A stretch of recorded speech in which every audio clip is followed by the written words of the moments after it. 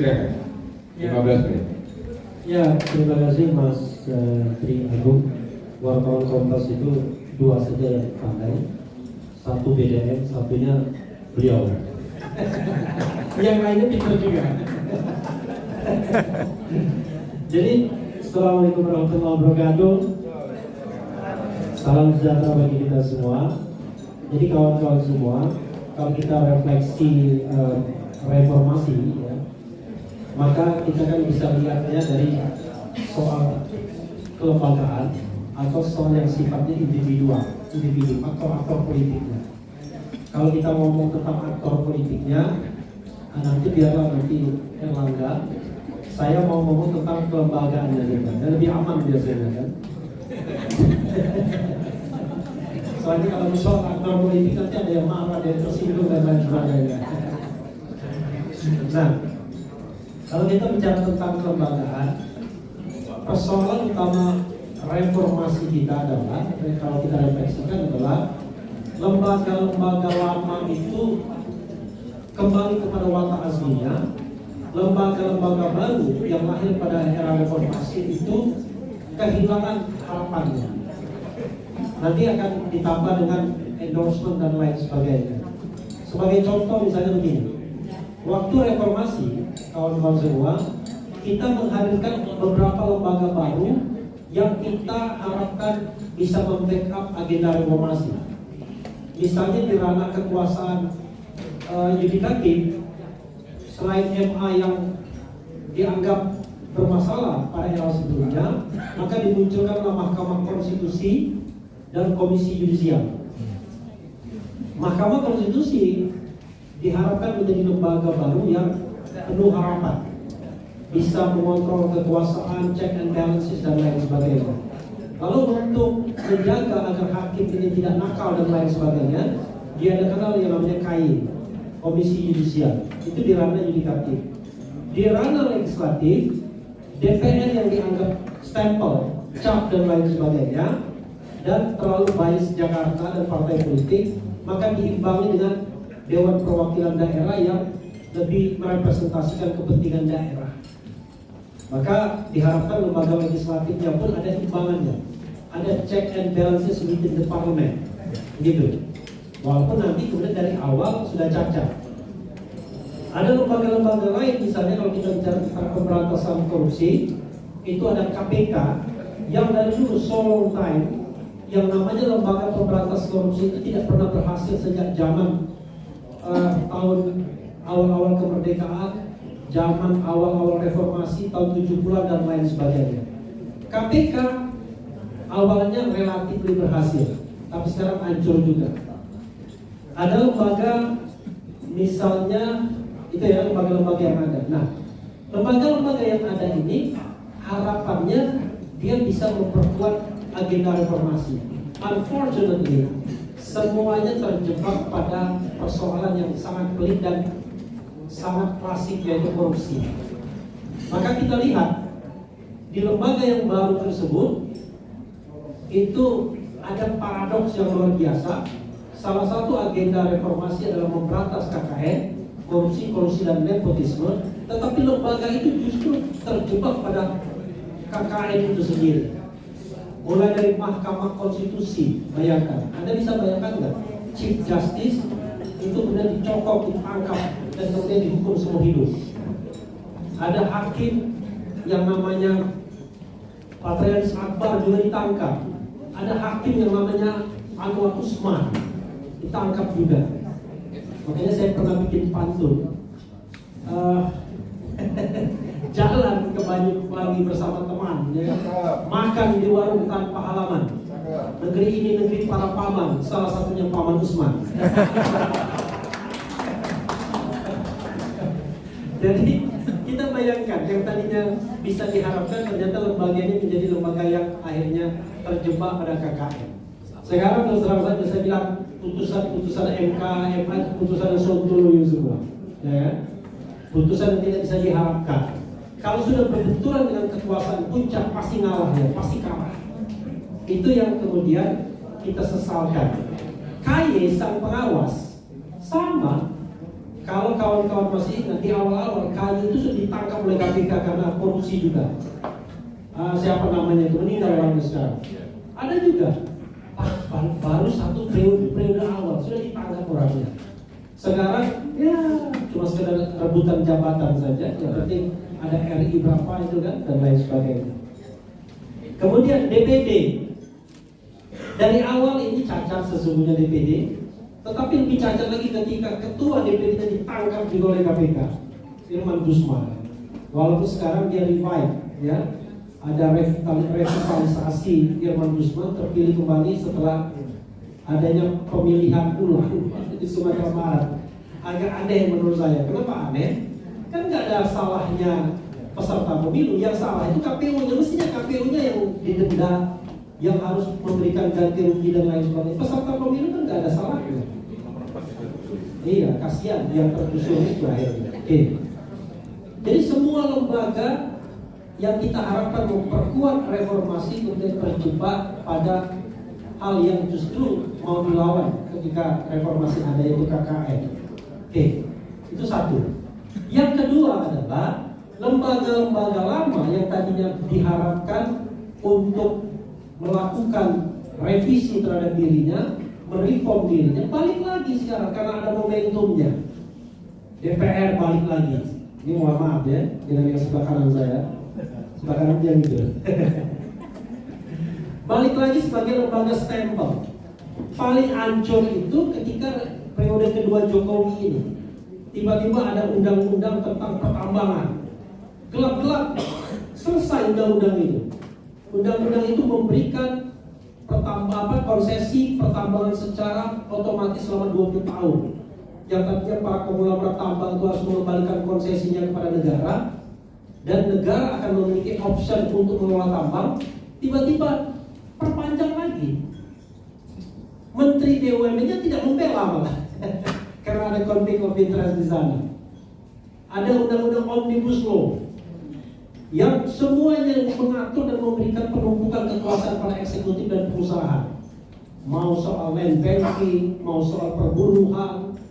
Oh, haji pun ada juga ternyata di Omnibus Law-nya ini, ya kan? Dan kemudian ada undang-undang pelemahan KPK di akhir 2019. Jadi rusaknya Presiden Jokowi itu di akhir 2019 sudah mulai. Ada undang-undang KUHP juga yang mengembalikan watak-watak kolonialisme mengenai perlindungan terhadap kepala negara dan lain sebagainya. Maka yang terjadi adalah lembaga lama yang kita harapkan melakukan reform ternyata dia kembali kepada watak aslinya. Termasuk TNI. Tadinya dui fungsi ABRI atau TNI Polri sekarang sudah dihilangkan. Tapi sekarang dengan undang-undang TNI muncul lagi kecenderungan untuk dui fungsi TNI dan Polri nantinya. Tapi secara sosiologis, secara politis itu sudah dilakukan. Pelebaran jabatan bagi TNI dan Polri aktif itu sudah terjadi sebelum undang-undang TNI Polri berubah. Jadi komisaris BUMN itu bisa Polri dan TNI aktif, bayangkan. Tapi caranya melipir dulu ke eselon, sekjen, dirjen di kementerian dulu, baru kemudian jadi komisaris BUMN. Padahal masih aktif. Lalu apalagi lembaga yang kemudian kejaksaan misalnya balik ke watak aslinya. Dua jaksa agung terakhir ini saya lihat ada politisasinya. Terutama misalnya untuk dikaitkan pilkada periode pertama. Awas, kalau tidak kita tersangkakan. Terpaksalah dia ikut join dengan partai yang ada jaksanya itu. Ada jaksa agungnya itu. Terjadi politisasi. Maka klop lah, dan akhirnya puncak dari kembalinya lembaga-lembaga zaman reformasi itu adalah lembaga kepresidenan. Jadi kalau watak Orde Lama misalnya dikatakan bahwa Soekarno itu menjadi kuat sendirian, kemudian Soeharto kuat tapi lebih efektif karena ditopang oleh dua pilar, Golkar dan ABRI. Maka Jokowi kuat juga tapi ditopang oleh para cukong. Beda penopangnya. Saya nggak yakin penopangnya Golkar dan ABRI atau TNI atau apa lagi, tetapi para cukong. Dan saya kira juga kekuatan-kekuatan asing mulai bermain di sini. Makanya orang bilang ada bukan jenderal yang bilang kalau Indonesia ini diserang, saya kira gampang sekali katanya. Karena dari depan diserang, dari belakang udah banyak, udah jutaan yang tinggal nusuk dari belakang. Karena sudah deployment tenaga kerja yang konon katanya orang-orang terlatih dari suku Han itu sudah ada di mana-mana. Setiap saat berdatangan. Dan kita memberikan karpet merah jadinya. Nah, celakanya kawan-kawan semua, dua fenomena yang saya sebutkan tadi, yaitu gagalnya lembaga reformasi dan kembalinya lembaga yang lama, itu disertifikasi oleh beberapa hal. Misalnya, presidensial threshold. Dengan threshold, kita tidak memiliki kemewahan untuk menjadikan Bang Eros Jarod sebagai calon presiden. Bermimpi pun tidak bisa. Bayangkan, bermimpi pun tidak bisa. Karena dengan presidensial threshold hanya 1-2 calon, 3 calon saja maksimal yang bisa maju. Dan itu pun otak-atik hanya di antara elit politik saja, tidak melibatkan masyarakat. Kemudian threshold di pilkada juga fasilitas untuk kemudian membuat reformasi ini tidak berjalan secara baik. Yang terjadi adalah tukar tambah saja. Nanti di sana si A sama si B, si C sama si D dan lain sebagainya. Akibatnya apa yang terjadi? Pembicaraan tentang pilkada hanya pembicaraan elit politik saja. Dan lama-lama kalau elit politik setuju, lalu kota kosong nanti. Atau misalnya fenomena di Solo Gibran, semua partai diborong, meninggalkan partai yang tidak bisa mencalonkan, akhirnya terpaksa diadakan calon perseorangan yang nggak kuat-kuat amat. Menanglah dia. Jangan ke Gibran, Refli Harun itu kalau dicalonkan itu pasti menang. Semua orang sudah dilumpuhkan itu. Nah itu fasilitasnya. Kalau tiba-tiba ada teman kita, ada civil society yang kita titipkan ke negara, berharap dia menjadi agen-agen perubahan, enggak, larut. Dan ternyata hanya jadi struktur kekuasaan saja. Dulu ada misalnya aktivis anti korupsi Teten Mas Duki, kita tidak tahu bagaimana dia menyadarkan Jokowi agar tidak korup misalnya. Ada Fajrul Rahman dari civil society, terpaksa menyinggung sedikit nama gitu ya kan. Dan lalu kemudian ada juga ahli-ahli hukum tata negara yang menyerahkan sertifikasi. Oh DPA itu tidak apa-apa, tidak melanggar konstitusi, itu kata Yusril Iza Mahendra dan Margarito Kamis, ya kan? Kata Refli Harun melanggar konstitusi. Karena Refli Harun di luar kekuasaan, Margarito dan Yusril sedang melipir kepada kekuasaan. Ada Kodari yang juga merasa negeri ini tidak salah, baik-baik saja. Kata dia, ke depan itu ada aliansi strategis bagusnya. Prabowo berkuasa 10 tahun, nanti dilanjutkan Gibran 10 tahun lagi. Kalau kalian rela Gibran berkuasa selama 10 tahun lagi, silahkan aja. Saya tidak rela. Jelas, ya. Pertanyaannya adalah, lalu apa yang kita harapkan dari pemerintahan Prabowo ini? Saya merasa aneh kepada kita semua ketika kita bicara tentang Jokowi, termasuk diri saya sendiri, ya kan? Padahal usia pemerintahannya tinggal 3 bulan lagi. Dan ada juga yang masih bermimpi 3 bulan untuk menjatuhkannya. Gimana caranya? Sidang di MK saja 90 hari maksimal, ya kan? Kalau terjadi revolusi atau reformasi itu soal lain. Kita tidak hanya menjatuhkan Jokowi, tapi merombak struktur kekuasaan secara fundamental. Prabowo pun akan jatuh juga kalau kita bicara reformasi atau revolusi. Tapi menjatuhkan Jokowi itu menurut saya sudah hal yang nggak perlu lagi. Nah, sekarang bagaimana dengan pemerintahan Prabowo? Saya tidak mau mengulasnya karena waktu tidak ada lagi. Tapi intinya begini, ya. Saya meyakini bahwa pemilu kemarin securang-curangnya, curang sekali, segentong-gentongnya, sebabi-babinya, ya kan, alias gentong babi, profil politik, ya kan.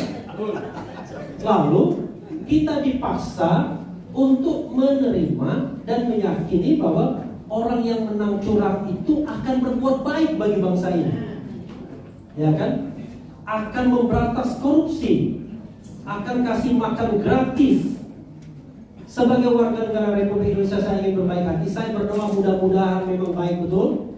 Mudah-mudahan pemerintah ini amanah, ya kan? Mudah-mudahan publik, mudah-mudahan fakona, mudah-mudahan jujur dan lain sebagainya. Tapi kalau tidak, saya sudah mengatakan bahwa saya tidak percaya. Wassalamualaikum warahmatullahi wabarakatuh. Ya, ya selalu ada sisi harapan. Dalam hidup selalu ada sisi harapan dari Mas Refli Harun mencoba memunculkan harapan meskipun dengan ketidakpercayaan. Ya. Oke, menarik. Tapi saya mau menunjukkan bahwa tadi Mas Refli mengatakan bahwa reformasi tidak banyak berbuah. Saya membalasnya dengan sebuah pantun, jalan-jalan ke Solo mencari nasi. Kalau tidak ketemu, mintalah pada Buddha. Kita berharap pada gerakan reformasi, ternyata mati muda.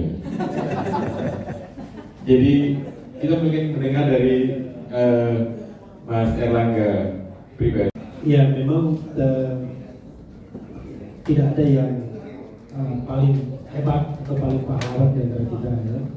Kita ini kan baru ngomong aja. Presiden Jokowi tetap masih ada di sana ya, walaupun dia agak betah di sana barunya ya. Saya begini, division of labor itu kan penting menurut saya. Jadi kan memang yang paling penting adalah kita menjaga komitmen kita untuk melawan, memperjuangkan value. Nah, kalau komitmen itu mudah dibeli dengan uang dan jabatan, nah itu yang susah. Karena itu kalau saya mengajak begini, minimal yang hadir di sini kuat nggak secara ekonomi misalnya, tidak tergoda dan tidak mau masuk dalam pemerintahan Presiden Prabowo, kan begitu? Ditawari apapun nggak usah, nggak mau. Kenapa? Karena kita perlu membangun kekuatan oposisional agar kekuatan oposisional ini memang punya daya gedor yang tinggi.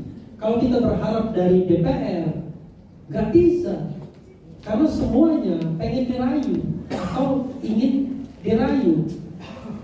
Partai yang kalah pun P3 sudah melipir ke istana. Kemudian, oke lah tidak lolos parliamentary threshold. Yang lolos parliamentary threshold, Nasdem, PKB, PKS sudah mau minta ajak dalam pemerintahan. PDIP masih rahasia kata Bu Mega, ya kan?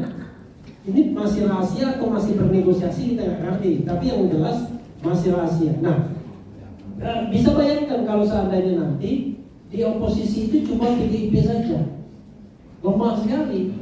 Jadi pemerintahan Prabowo akan menjadi pemerintahan populis yang kedua, yang disokong oleh semua kekuatan politik yang oligarkis dan tidak ada lagi kekuatan oposisional. Makanya kalau orang-orang kayak kita pun mudah sekali digoda oleh kekuasaan, telah susah. Ya, saya berharap Mas Eros tetap di luar, ya kan? Kompas tetap netral, ya kan? Jangan karena iklannya berkurang tiba-tiba mulai melipir. Kan susahnya media ini suka begitu kan? Dan juga Tempo misalnya tetap kritis. Nah, insya Allah kita bisa mengubah secara struktural fundamental negara ini. Tapi kalau kita cuma sekedar kecil-kecilan, saya nggak yakin. Coba you name it. Ada track record Prabowo seorang demokratis, ya kan? You name it. Dia adalah seorang reformis. Saya bingung ya. Yang namanya misalnya di Kementerian Pertahanan ada masalah masalah pembelian pesawat bekas, ada food estate dan lain sebagainya. Itu kan menunjukkan, mengindikasikan bahwa barangkali kita nggak bisa punya harapan dengan pemerintahan baru ini dalam satu hal, paling tidak pemberantasan korupsi. Karena itu stay lah di luar pemerintahan, terus kritis, terus menjadi oposisi, dan mudah-mudahan suatu saat akan ada perubahan fundamental yang struktural. Terima kasih. Terus kritis dan tetap kalau bisa berada di luar pemerintahan ini harapannya sebenarnya besar pada PDIP. Silakan. Manusia tanpa cita-cita mati. Cita-cita tanpa kerja mimpi. Idaman yang menjadi kenyataan adalah kebahagiaan. Salam Merdesa Art Space. adil, makmur, beradab. Merdesa, merdesa, merdesa.